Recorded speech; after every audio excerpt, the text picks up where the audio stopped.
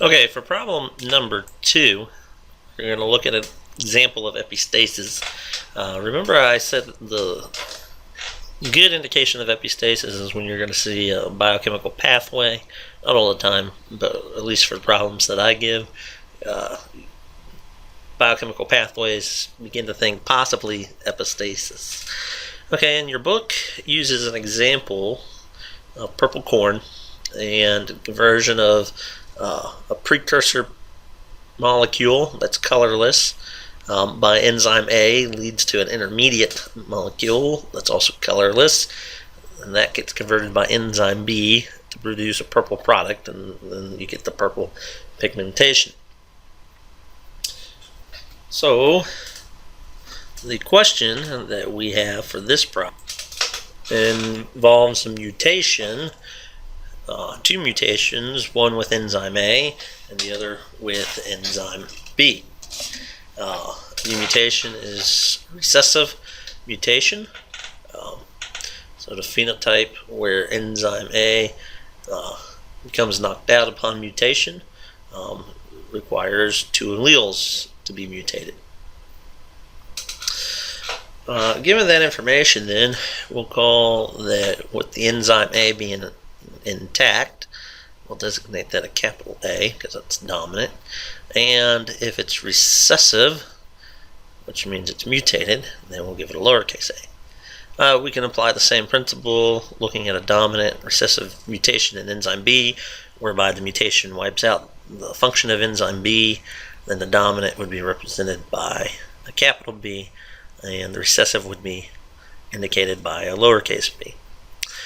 The question that we're going to have to answer then is, given 2 parental strains or lines, whereby we know the genotype of one of being capital A, lowercase b,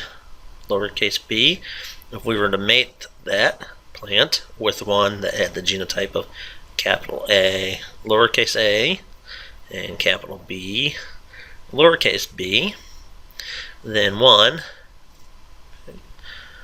what is the percent chance of having individual with capital A, lowercase b, lowercase b? 2, what is the phenotype of the individual in number 1? Okay, so if we look at the individual's phenotype in number 1, whereby the enzyme A is functional, but enzyme B is not functional, okay, irregardless, we never get a purple product. And in this case, there's a colorless phenotype,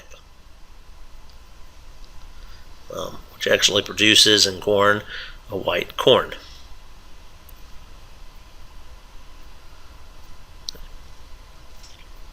To solve the first part, what is the chance of having this individual? You can treat each area as its own. So you can do a percent chance of looking at what's the chance of getting a heterozygote from this combination between just the A's. Okay, the chance we take as getting its own Punnett square. So you can come over here, put both individuals, the one with the egg A, the one with the heterozygote phenotype, and we can see that half of the individuals, for this case, half of our individuals are going to be heterozygous. So in this case, 50%, just for this part. We also have to consider the enzyme B component. So we want to look at enzyme B. We can do another Punnett square, where you have lowercase b, capital B and lowercase b, you would get the resulting phenotype, or genotypes, excuse me. Then half these individuals will be homozygous recessive. Since it's an and question, we multiply the two probabilities, and 50% times 50% gives us a total of 25%. So the chance of getting this individual is 25%. This individual will be colorless because of the dysfunction with enzyme B.